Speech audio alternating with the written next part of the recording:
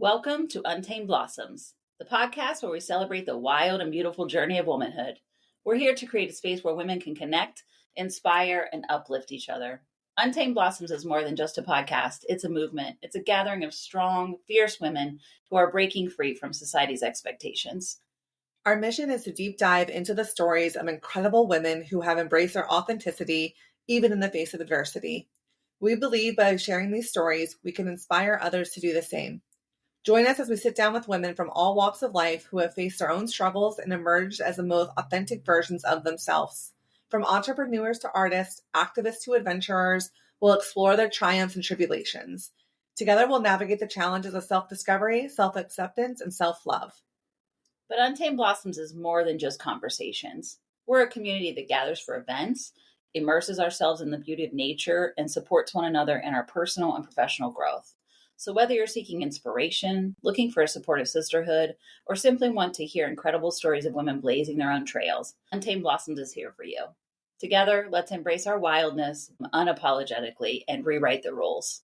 Welcome to Untamed Blossoms. Soundstripe.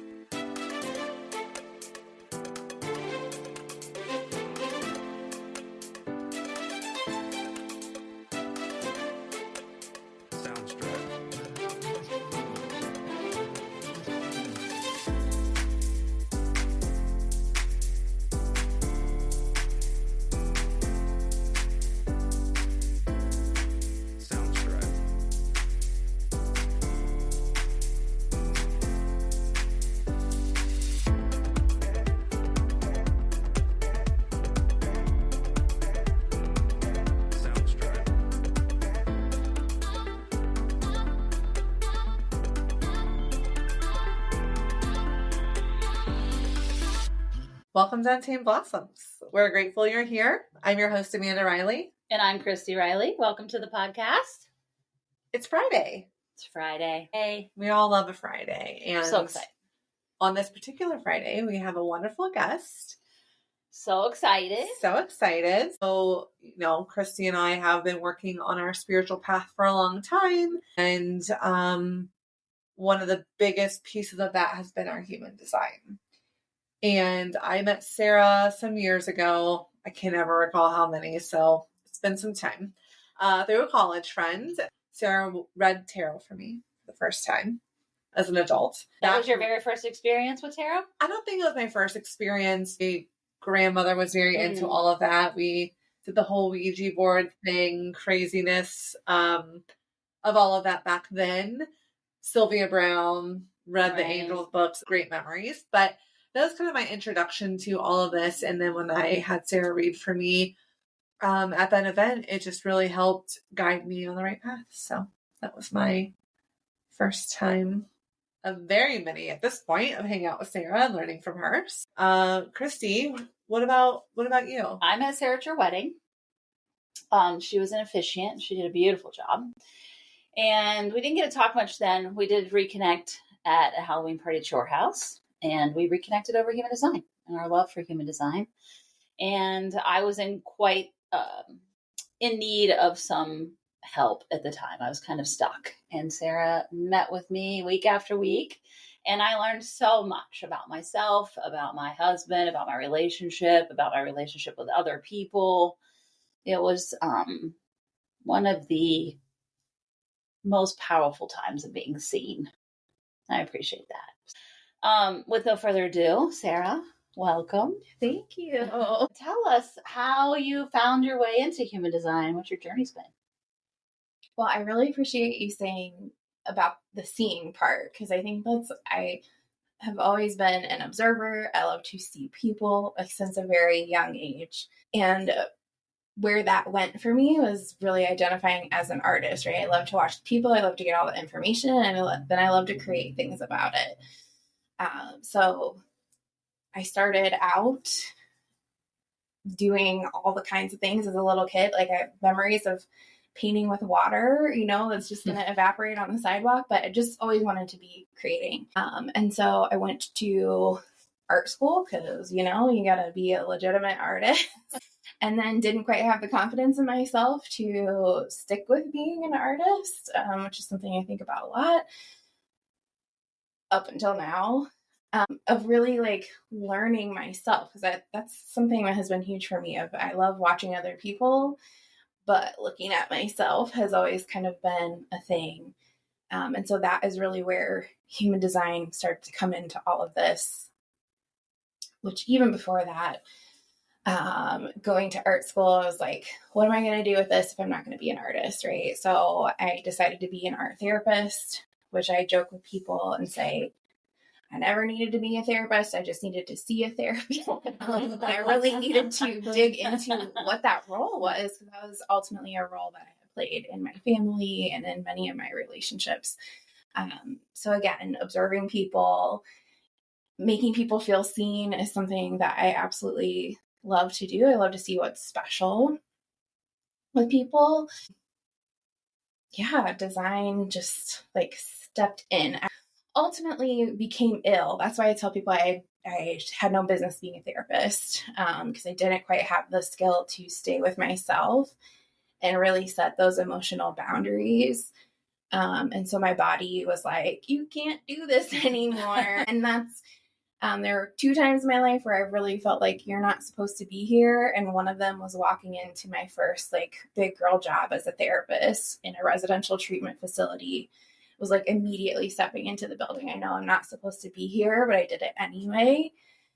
And I think I made it about 8 months before I became really sick and had major surgery, and then started going to my own therapy. And from there came across like, even the therapy world doesn't totally cut it all the time, right? Like it's not the full picture.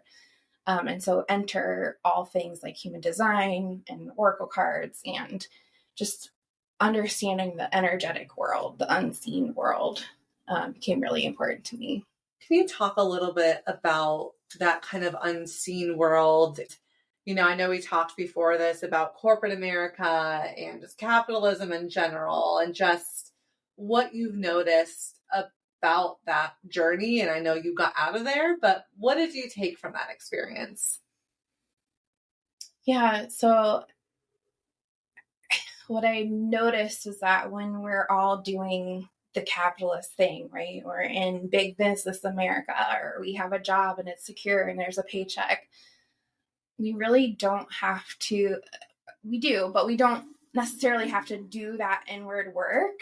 Things are secure, it's pretty reliable. And it's like the second that you decide you're going to do something differently, you're either going to be an entrepreneur or you're going to step into your full artist life, that you're immediately met with naturally a sea of doubt and worry and anxiety. Because, and I think after many years, I've come to see that as something to celebrate, because it's really evidence that what you are choosing to do is huge. And so, of course, you're going to be met with that doubt. And really, then your whole job, if you will, becomes figuring out how to meet it and deal with it. You're not even ever going to eliminate it. Wasn't it you that told me that nervousness and excitement show up the same way in the body? Yeah. Our body really Right? cannot tell the difference between when we're nervous and when we're excited. So it becomes the way that we talk to ourselves and really How we mentally choose to meet that energy. correct. Yeah. I feel nervous. No, I'm excited. Yeah. Right? You can choose to look at it that way. Yeah. And to also I'm a big believer in both, and, more than one thing can be true at the same time. Right. So, yeah. That's awesome. And who did you follow to do your human design work? Did you have a mentor that taught you? I did. So I've done a lot of studying with Vanessa Henry, who is an ego manifestor. Is someone that I met, it's probably been 5 years ago now, which I had come across human design before then. But for anyone who's ever pulled up their charts, especially as a visual person, the first thing I did was I looked at it and I saw all the numbers and the ugly colors, and I was just like, I can't look at this. I don't know what any of this means. It's not pretty. It's not pretty. It's not visually aesthetic in any way. Not at all. So that was probably like 7 or 8 years ago, and I just shut the book on it. Like, this is not for me.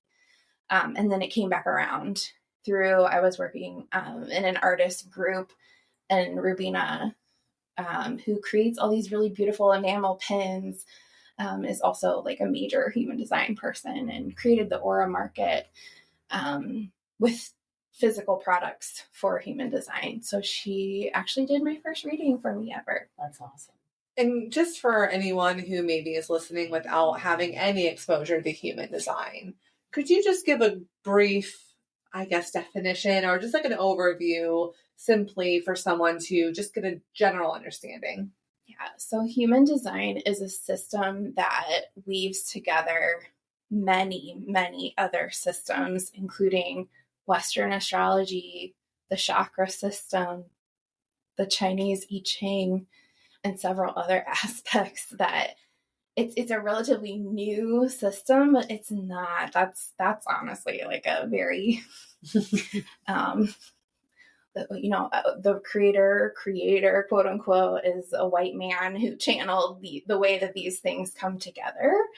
And so it's not new. It's just the way that he was looking at how everything comes together is newer, if you will. But so we look at these things, it outlines for us how our consciousness shows up and how our unconscious shows up. And it really provides mechanics for how your unseen energy is here to operate in the world. And it's an experiment above all else. It's like opening up the manual for yourself, like how you dropped into this world, the character that you came here to play, and to say, here it is. And really being able to, what I find is interesting is when I do readings for people, we know, above all else, I share with people, like, I hope that this feels validating for you, first and foremost.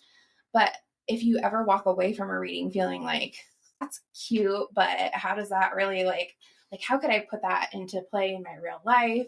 Or that feels so far off from where I am. The system is really outlining where we've been conditioned by life and other people in our lives and our culture. And it's really, again, an experiment to say, like, well, here's your true character that you came to play. Do you have the guts to just start showing up as that person? Because it's inherently you, and it's how your energy wants to operate best in the world. Yeah, I think that's one of the biggest aha moments I had throughout any of the time we talked together, is that it just gives you permission to, again, play that character and just be and not fight against the current. I know we talked a minute there about corporate America, and when you told me how much I should be operating in my feminine, and I've been in senior leadership in the corporate world for so long, I just thought, well, no wonder this is so hard because that's not what I'm supposed to be doing. The whole opposite end of the spectrum you were supposed to be on. Right. Yeah. And it just had never occurred to me because we're not raised or we're not told this, as we're growing and changing, that, hey, you don't have to pretend to be something that you're not. And in fact, we're encouraged to be just that, to be successful out in the world or to make money. You're told you have to follow this exact mold, and human design is like, no, you're completely individual. And I think that's so helpful. Yeah, individual, and also really gives us a beautiful blueprint for how our energies best work with other people. Because it's really seeing us all as one big puzzle piece. And the more we can each honor our own individuality, ultimately, the better we all can get along with each other. Sure. Yeah. Which plays a role into what we were talking about as far as relationships. So yeah, how do you feel like human design has really changed how you relate with people, your relationships with people, and kind of the morph? I know that personally, not necessarily to just by human design, but by my spiritual growth in general has brought me sort of full circle from, distancing myself from toxic friends to really holding boundaries with people to, I would say, a dark night of the soul, being really alone, to now really seeking out like-minded friends and women to really hold in partnership. And I consider the two of you as part of that circle. And that's already starting to be really beautiful. And we're just getting started, right? So how is it transition for you? How has human design really given you permission to change your relationship? I mean, Chrissy, I think you're really nailing the full circleness of it, that we ultimately start off on this pathway where we've been conditioned to all be the same. And I do think you have to, you get to choose to go through a period of time where you are moving more inwards. And I certainly, I feel like I've been off the map of life for honestly several years at this point, and I needed to do that just for how far burnt out I was playing that therapist role that I wasn't supposed to play. But where I have come back up around on the circle and how it has impacted my relationships is that I'm not going to cut out every single person in my life. I have done enough, the learning of me to know what someone, when someone's triggering me, it's not about them. It is totally about me. And I now feel like I have enough of the map to say, okay, let me tend to that. Let me go and find, what you just triggered in my 5-year-old self, who still very much exists in me, and take care of her. Because I think we ultimately are all here to care for each other. And me knowing myself through my design allows me to be present for not just my family members who drive me insane, but, the person who's walking up to me at the gas station and in a panic and telling me their life story. I feel better prepared to meet people in the world where they're at. Right. With a lot more love and compassion, because I'm able to do that for myself now. And hold your own boundaries. Yeah. Mm-hmm. That's what I've learned. And you were a huge help in that too, is holding my own boundaries. Yeah, it's been really incredible. Yeah, it's an incredible journey. Can you talk to us a little more about, when it comes to relationship, how the gene keys that you mentioned? So we're talking about relationships, and also to kind of be technical for a moment and clarify for people listening, human design is a system where when you look at that map and you see all those little numbers, those represent something called gates. The creator of human design had a student named Richard Rudd, who's the creator of the gene keys, who basically said, let me take all those little numbers and those gates and put them into a much more intuitive system. Human design is straight up mechanics. It's really, to me, the more masculine, structured, left side way to view all of this. And then Gene Keys comes in and says, here's more of a contemplation. Here's the way that the energy flows. Who cares if you're a generator or a manifestor? Let's just look at some of these more life themes. So one of the pathways with the Gene Keys is called the Venus sequence. And it is all about how you show up in relationship with, and this is the fun thing I've been playing with lately, is it's not just relationships with other people. It's relationships you to you, relationships you to your business, relationships you to your creativity. And when we were talking about earlier that whenever you're choosing to do something differently, you're going to be potentially met with doubt or resistance. This pathway outlines for you, where's that resistance? What's the expanded version or of that energy? Because it says basically all of our shadows, which are really survival patterns. I will say this forever and ever repeatedly, but we think that we need to eliminate our shadows, or the shadows are so bad. And if you are alive in a human body, you need to have shadows. That's what's keeping you alive. You can't have light without shadows. Exactly. Yeah. And shadows are really just about our survival and what we've inherited as human beings on this planet. So it's going to show you those things, which are going to want to tap on your shoulder at every turn that you take when you're trying these new things. But then it's also outlining, here's how you can meet that energy. Here's how you can take care of it. Here's what it's really asking for. Yeah. And it just I love looking at it through all these different lenses of relationships, because truly, I think that's what being a human being is is being in a relationship with the land, with people. Like, we're here to experience relationships and love, ultimately, as cheesy as it's. No, not at all. Yeah. My first real connectedness, this is a crazy story, and like the lesson that was delivered to me, right, is I was at a yoga retreat, and my husband, current husband now, is with me, and there's all these people, and we're having this beautiful outside, and it's morning, and we're going through this practice of identify something in your environment, right? I identified this tiny little spider in front of me, right? It's itty bitty. I was like, he's a cute little guy, you know, and other people would see the blades of grass and right and all this stuff. And as she started to explain like why she had us do this, I started to lay down on my mat for whatever we were doing. And the whole field we were laying on was covered by spider webs with dew on them that you couldn't see from your vantage point of the mat looking down. You had to be looking right horizontally with it. And it connected all of the things that we all identified singularly.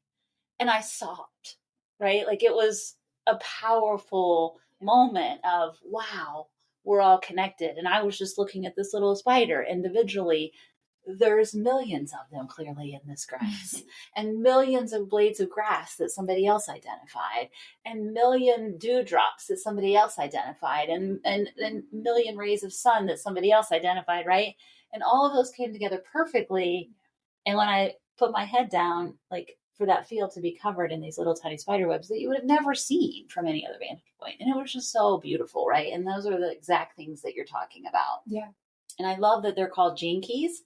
And I think, you know, for those of you who might be listening, that some of this is a little woo-woo in your world, I also think that, you know, genomes are really becoming studied, and that we really actually inherit genomes from our ancestors that can go back 4 or 5 generations that is living on our genome.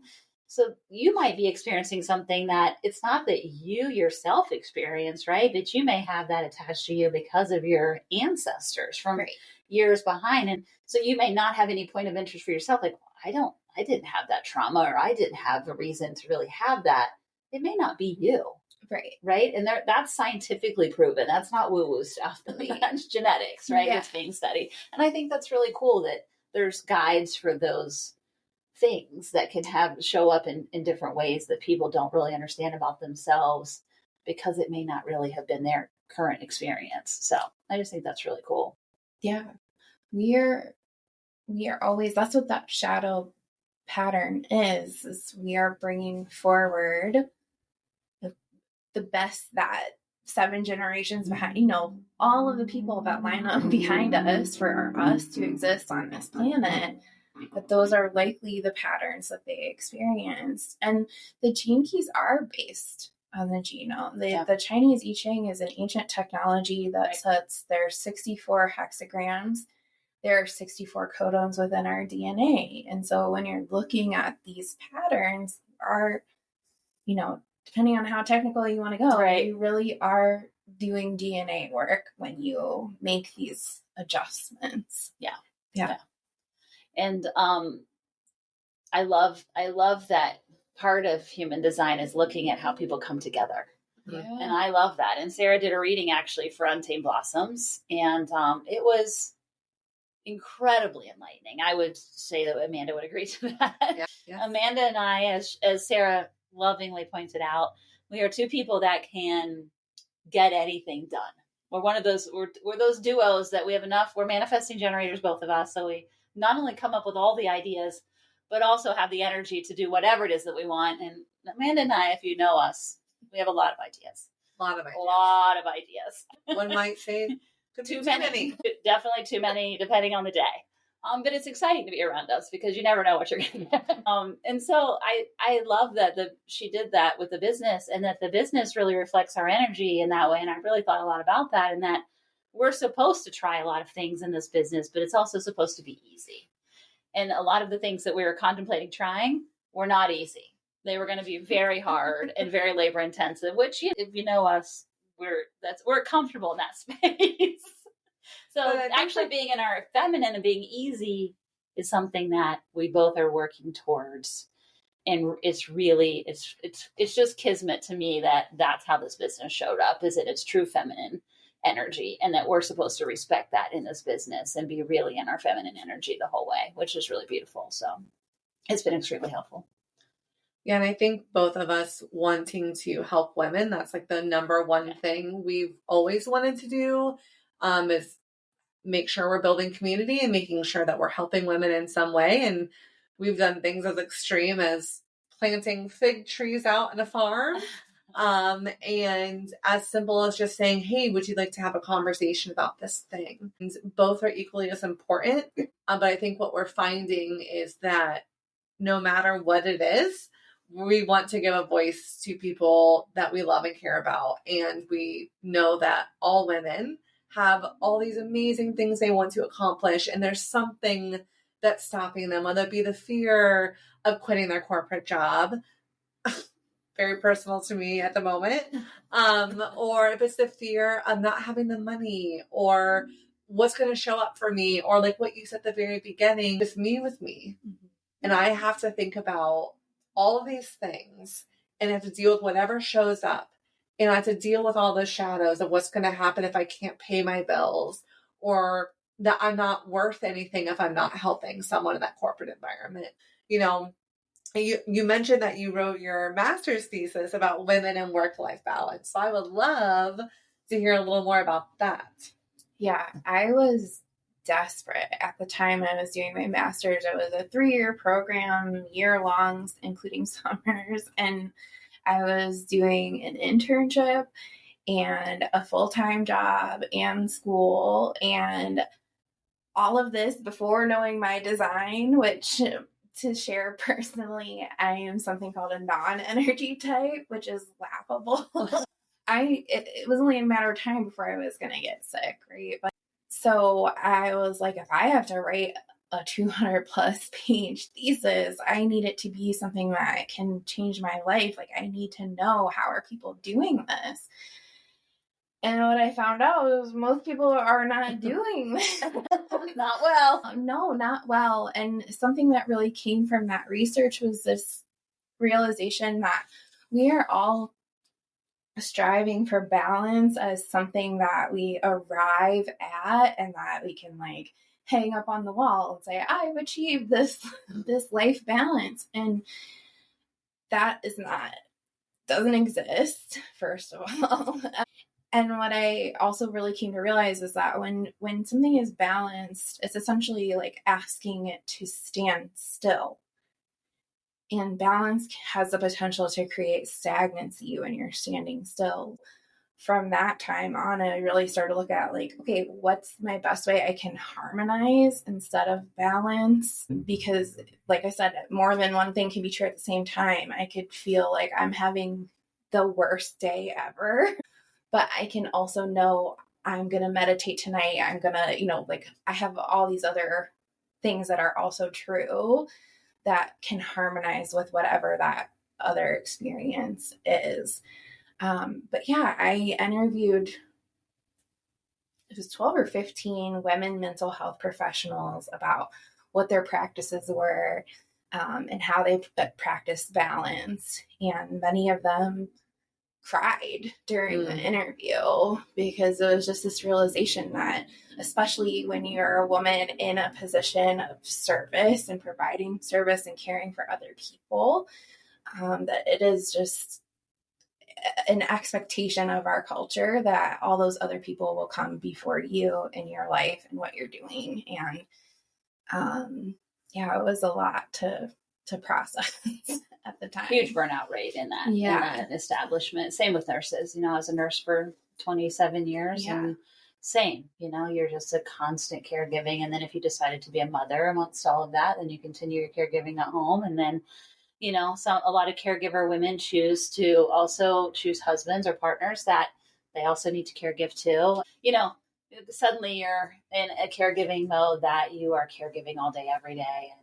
And it's usually because you don't feel worthy of the same level of care. And that's why I left my nursing career, is that Yeah. that was towards the end of my journey. And I realized, like, I don't need to care for people, although I was grateful for my time at Children's Hospital and grateful for all the kids that I took care of. Yeah. And I wouldn't change that part of my life, but it's a lot. Yeah. You are definitely in service, and it is hard. Yeah. And it is hard not to become emotionally involved and have those emotions when, somebody watches their child die in front of you, and not feel bad about, your own children. And my kids would also know when I had a bad day at work, I called them all on my way home, right? Even when they were off to college, is that. So it definitely is, it's a hard thing to be all the things, and especially in the caregiving world. And I feel like moms were staying at home, right?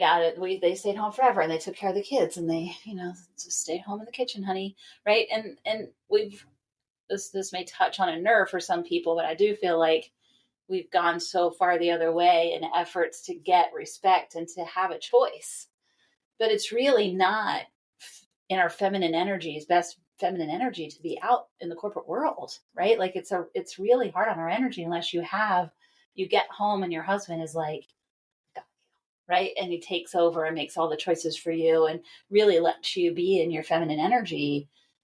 It's really hard, I think, for women to be in that world and then turn it off when they get home too, right? To imagine, just as you're talking, seeing it as being on a spectrum, which we often picture as being, that's one line, right? And that's a flat way of thinking about things. But if we go back to bringing things full circle and knowing that women aren't here to necessarily like go from one extreme to the other, but to bring in that more matriarchal, circular way of being in the world, that's where we're headed, and really honoring that, right, that energy.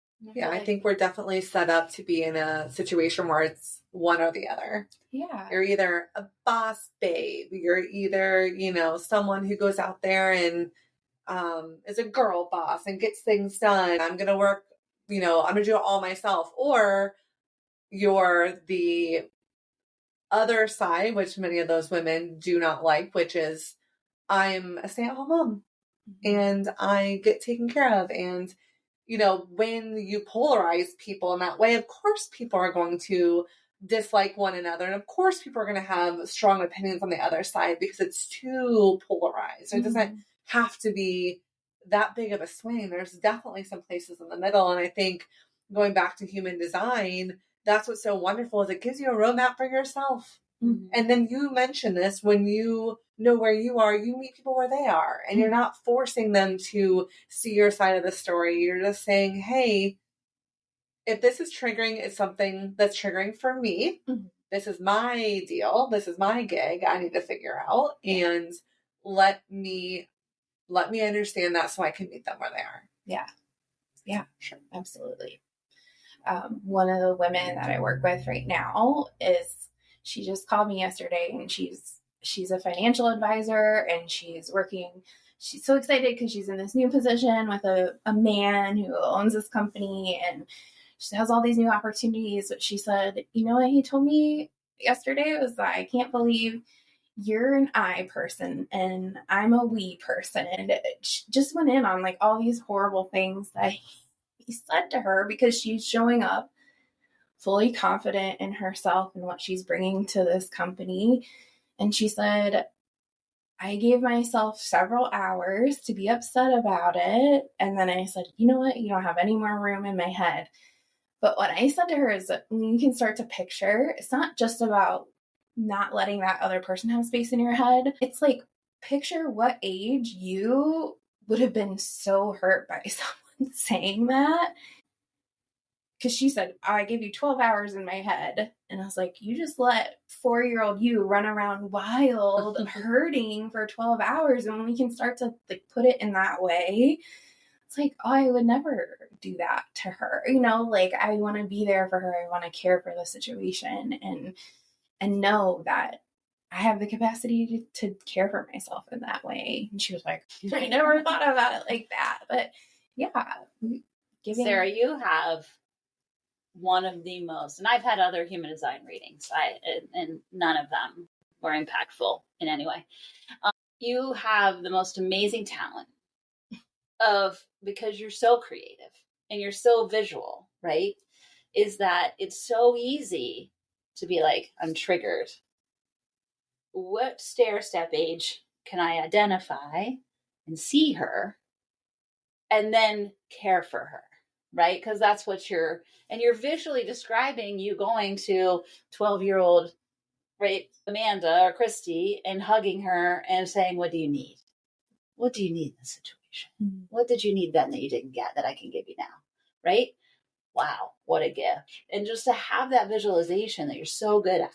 And the fact that you also have therapy experience and understand all the Western, DSM things, right? Like you understand all the axes. And so you bring all of those things together beautifully with the design, and that you can kind of see where people are stuck and how they're struggling, where they're not embracing shadow. And you just give a really beautiful way to sort of look at it that doesn't feel threatening, that feels very visual. And maybe it's because I'm also a visual person, so I really respond well to the fact that you're giving really beautiful visual cues about what that is. And it's not just that. She's done it in my own personal sessions. I mean, there's been life drafts and water, and we've got a whole lot of things that we visually work on. But that helps me so much, right? To give a visualization to the emotion, right? Whether that's my inner self, my child at different ages, or just me like, okay, I'm taking on too much and I feel like I'm drowning. Where's my life raft? Like, I want to be lounging on that with a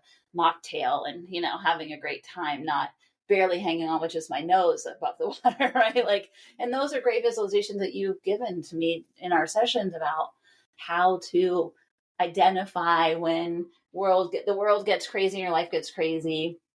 What's that one thing that you can be like, I'm drowning. Yeah, sweet. I'm off my raft. Right? I'm off my raft. Time to get back on my raft. And I think that's one of your really beautiful gifts. And you really do a great job of giving those visual cues to all of those gates and the shadow parts, but also the beautiful positive parts. And, you just do a really great job of cueing people into their emotions in different visual ways. And so I do consider you an artist. I do too. Right? Like even in the human design, like it's very artful how you really present that, all of that information. I don't normally say this to people, but a big part of that is an ability. That's you tapping into the unseen. Those aren't just visuals that we're putting out there for funsies. This is tapping into imagery that I am often seeing with you, for you, and allowing people to go there. And then we can say, oh, this is just a guided imagery, and but it's really more than that. And it's not me doing it. That's something that, comes through me. Yeah. That's beautiful. And I know you also said you pivoted away from like that service mindset to more of that creative mindset. So like to Christy's point, I know I kind of poke fun at this when I see you. I'm like, but we have to talk about you. Remember, like, we're going to talk about you today also, because you are such a person who's so gifted in helping people walk through their stuff that I'm sure, and I've observed that naturally it comes to you to want to be in service of other people. Mm-hmm. But how are you able to kind of pivot away from that though and say like, I'm also going to be in service to myself and my creativity, and then you can leverage that with other people, right? But how did you kind of pivot away? Yeah, that was really knowing my pathway with the Venus sequence. There's a placement that describes our ages 0 to 7.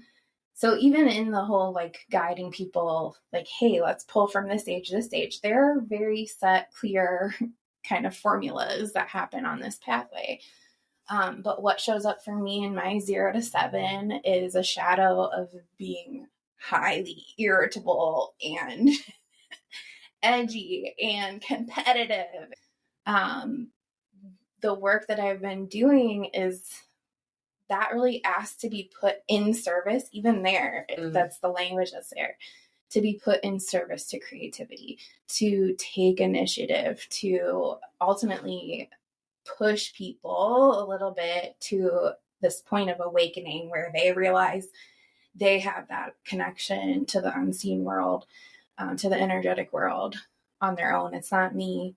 But that has taken me so much work to just like, honestly, any and every little thing can irritate me to no end, truly. But to know that that's there, know it's happening. God, what do you need now? Like, in the most loving way I can muster, but it's not always pretty, and it takes a lot of work. It's very much still a work in progress, because a huge part of my design is being of service. But one thing I have started to do is look at even taking emotions and saying, what can this be in service to? How is what I'm doing, what I'm feeling in service to creativity, to my energy, to a collective energy? But I have to come back. I check it. Sometimes I picture my energetic field, and it's like you're walking the parameter and your boundaries and seeing like what could use some care here today, pulling the weeds and just doing what you need to do. It's very much a work in progress. Love that. What have you learned about being a manifestor that has required you to change how you show up in being in service, right? Like, explain some of that. Like, what's been your experience of just shifting from this is my full-time job to you're still in service to people very much. Obviously, Amanda and I loved what you provided for us. So you're still in service, but how has being a manifestor made you change, figuring that out?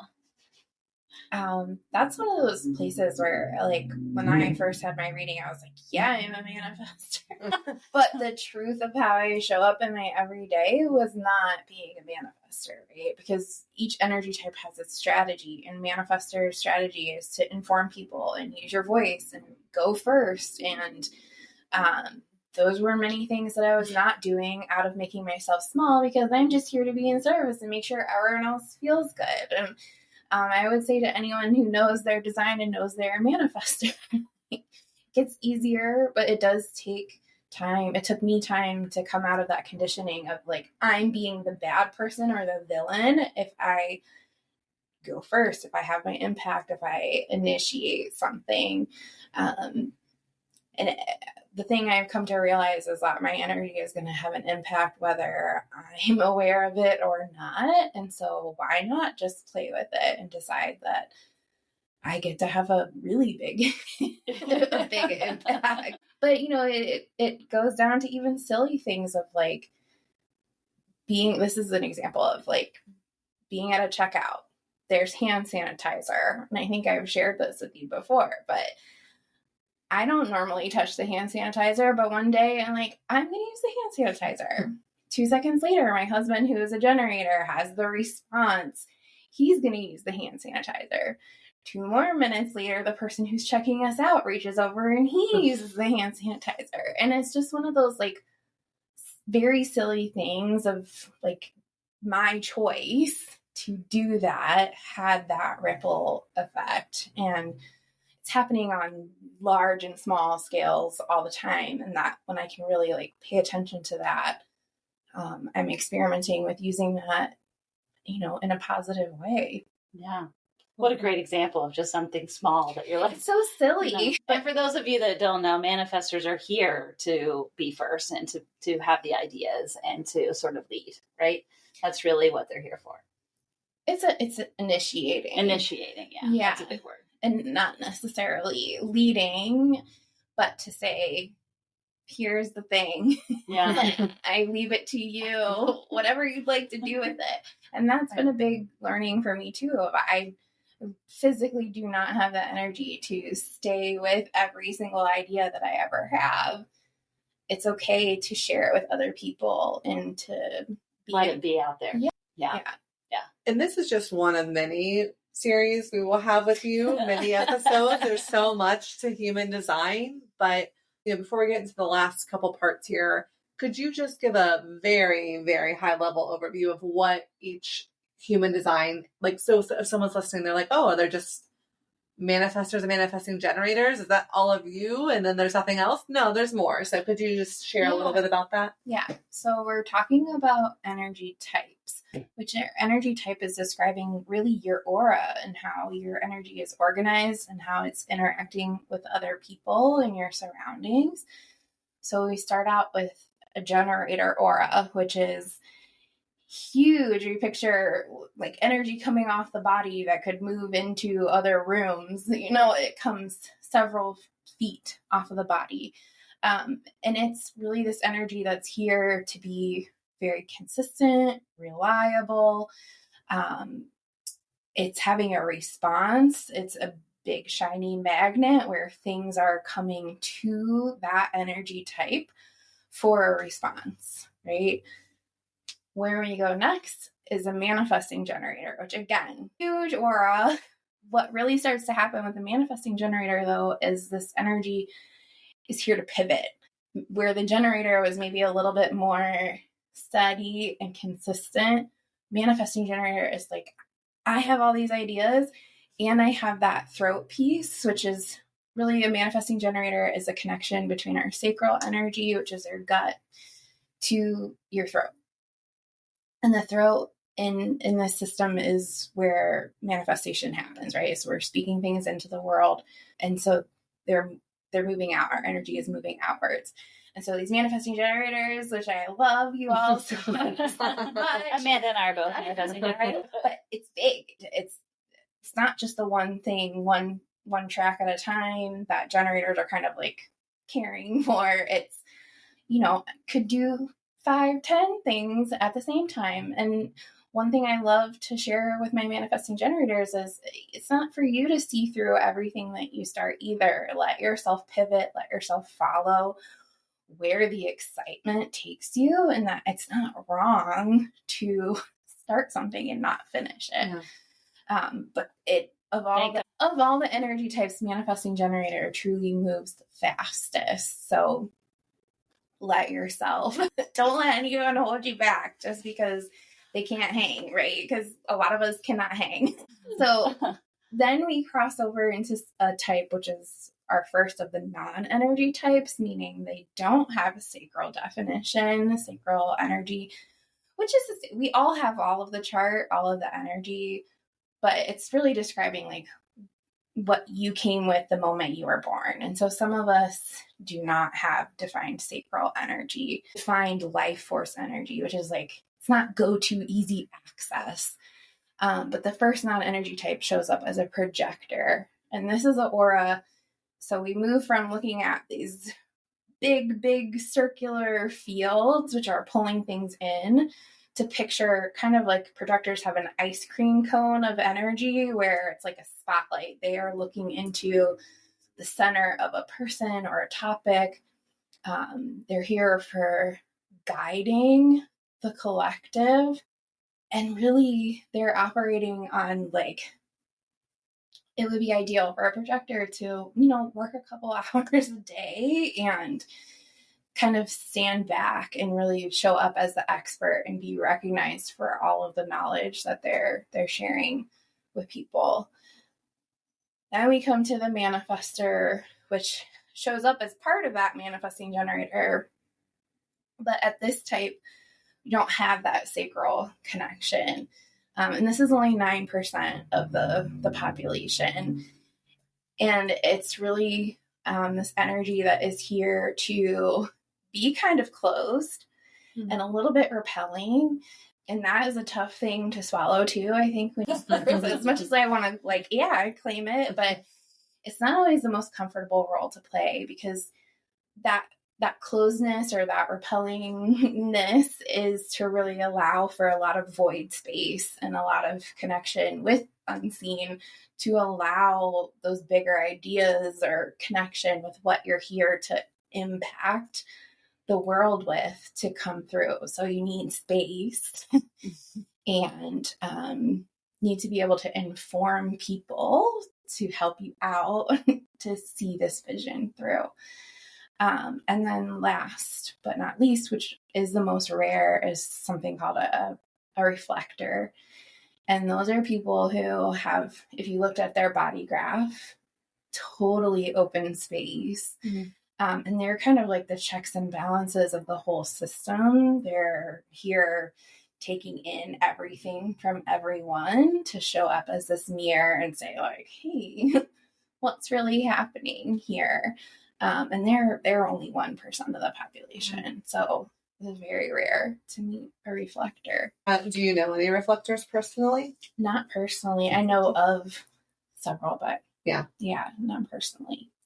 Well, thank you for that quick overview. Like I mentioned, we'll definitely deep dive in more later.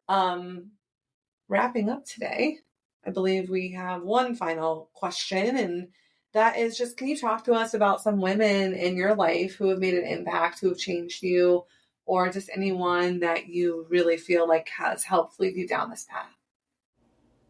When I think about the women who have influenced my life the most, probably my top 3. Number 1, my grandmother on my maternal side, who really, I believe, had other abilities, but was given the life experience of being diagnosed with bipolar 1, and I don't think ever really given full support to process and explore the traumas that she had experienced in life. But she was the person who always truly encouraged me to be an artist, even though she also was convinced that I would be a nurse. That she really saw me and loved me and encouraged me to be my most full creative self. And then I would also say my mentor and employer, and we've had so many different roles together, but her name is Mary Maynard, and she is someone that I've worked with personally and professionally for the better part of the last 9 to 10 years. And she is a medical intuitive and a registered nurse who has been practicing this kind of work for 40 years. And so I really, truly owe so much of my knowledge and skills and abilities to being in her presence, in her company, and her mentorship and guidance. And then I would put RuPaul in my top 3, and truly loving RuPaul so much as a person who is able to take the full spectrum, which we've talked about spectrums a couple times in this meeting together, where I really personally believe that RuPaul has shown me so much about how to look underneath the surface of life. You know, oftentimes I think that we are, especially in this kind of work, so interested in the etheric and the feel-good and the astrological and kind of going out of body and off planet, whereas I think RuPaul is the most amazing guide at saying, well, let's actually be on the planet and let's look at everything that's happening, and then also remember that it's not that serious and this is fun, and we can still have fun and joy even in the face of some of the most terrorizing human experiences on the planet. And I think about reading Rue's memoir, the newest memoir, the story when they talk about making posters for the first time to post around Atlanta, and that it said RuPaul is everything. And at first reading that, I think my initial was like, wow, the ego. Someone has to have to share something like that. But when you really look at it, this double meaning of RuPaul is everything in the experience of human existence, and that we all are everything, and just how beautiful that truly is. So thank you so much for having me. It has been an absolute pleasure and a joy to be in conversation with both of you. I look forward to many more, and I'm just truly honored to be here. We're so grateful for you in so many ways, and so grateful for you showing up, and I'm going to cry again. y'all. We'll see you next time. And remember to give us a follow on all of our socials, the Instagrams, the Facebooks, Spotify.